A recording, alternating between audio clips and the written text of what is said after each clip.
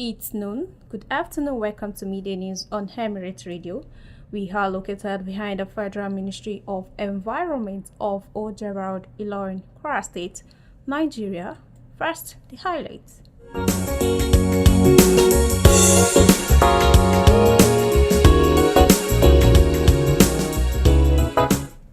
Nigeria marks 65th Independence Day.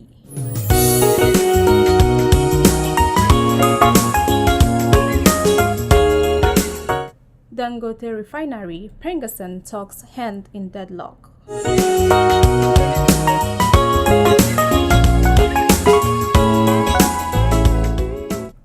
Kwara State government rejects Saraki security claims.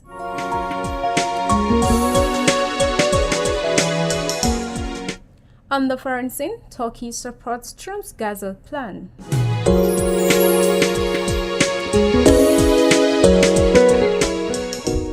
On sports, Soja criticizes Nigerians' FIFA reaction.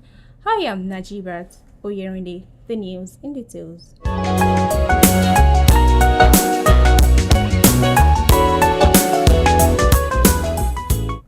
The federal government has declared tomorrow, October 1st, a public holiday to celebrate Nigeria's 65th independence anniversary. Minister of Interior Olubunmi Tunji Ojo announced the holiday in a statement signed by Permanent Secretary Magdalene Ajayi, congratulating Nigerians on the nation's historic milestone. Tunji Ojo also urged citizens to uphold patriotism, unity, and resilience, which have sustained the country since 1960, and encourage continued support for President Bola Tinubu's renewed hope agenda aimed at national rebirth, economic growth, and shared prosperity. He further emphasized that through collective efforts, Nigeria can continue advancing in peace, progress, and development.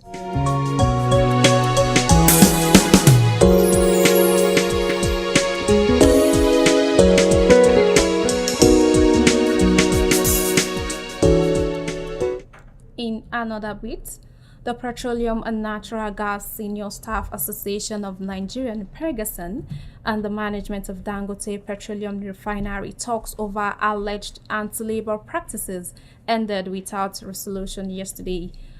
The federal government convened the meeting in Abuja, attended by Labour Minister Muhammad Yangi and Minister of State in Kuruka Onyejocha in an effort to end the dispute that has already prompted strike action.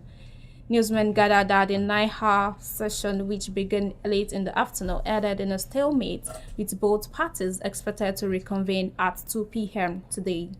The government, however, warns that the dispute poses risks to energy security and the economy, given Nigerians' resilience on the refinery to bolster local production and reduce fuel inputs, while noting that the output of today's resumed talks will determine whether the standoff escalates into a broader industrial crisis.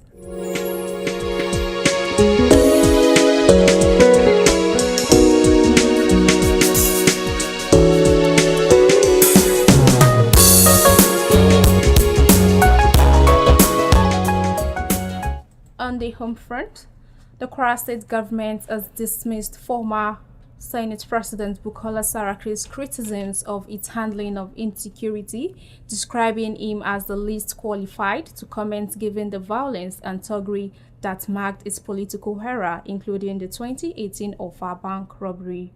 Special Advisor Bashiru Adigun, in a statement, said Governor Abdurrahman Abdurrazak had shown greater commitment to security through collaboration with military and law enforcement, empowering local vigilance and investing in development projects. He, however, accused Saraki of politicizing human suffering rather than offering condolences to victims.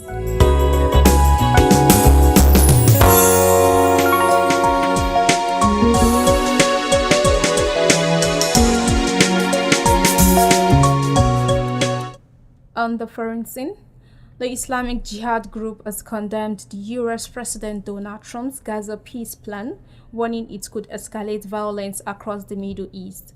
The plan proposes a transitional Palestinian government, the release of hostages, and the end of Hamas rule in Gaza, but many residents remain skeptical. Meanwhile, some expressed cautious hope for peace, others described the initiative as unrealistic and manipulative, with militant factions insisting it risks broader regional conflict rather than resolving the ongoing crisis.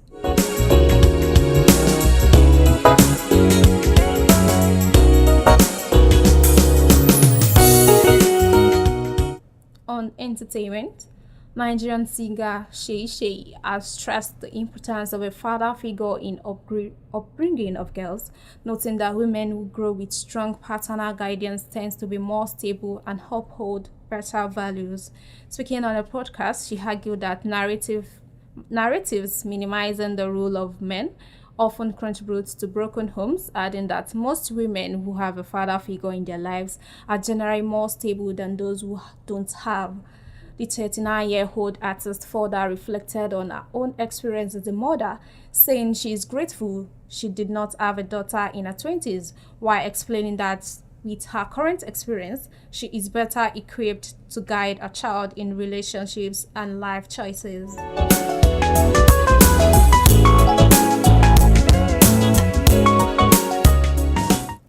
Finally, in sports, former Nigerian defender Samuel Soje has described celebrations over South Africa's FIFA sanctions as embarrassing.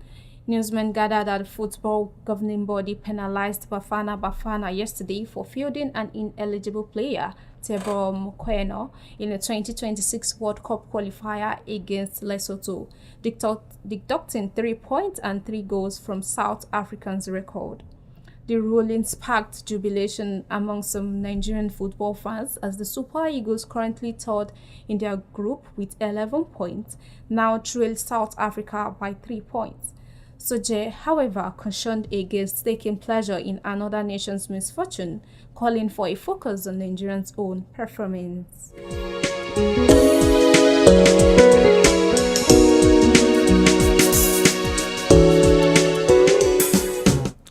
You are still listening to the media news. Before I hand the news, here is a recap of our top stories.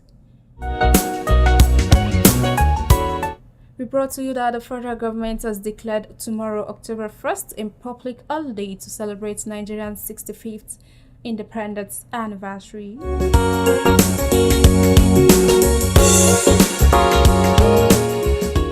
The Petroleum Natural Gas Senior Staff Association of Nigeria, Pegason, and the management of Dangote Petroleum Refinery talks over alleged anti-labor practices ended without resolution yesterday. Also on the home front, the Kwara State government has dismissed former Senate President Bukola Saraki's criticisms of its handling of insecurity, describing him as the least qualified to comment.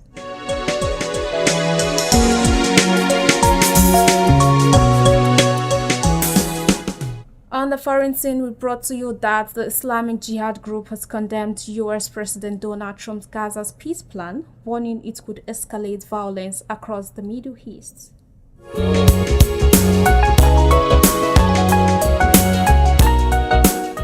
On entertainment, Nigerian singer Shay has stressed the importance of father figure in the upbringing of girls, noting that women who grow up with strong paternal guidance tends to be more stable and uphold better values.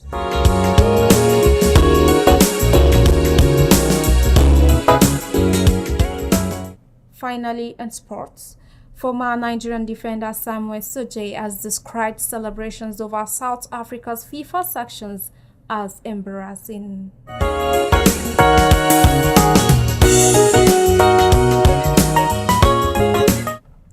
That has the media news on Emirate Radio. Follow us on all our social media platforms: Facebook, X, TikTok, Instagram, or YouTube.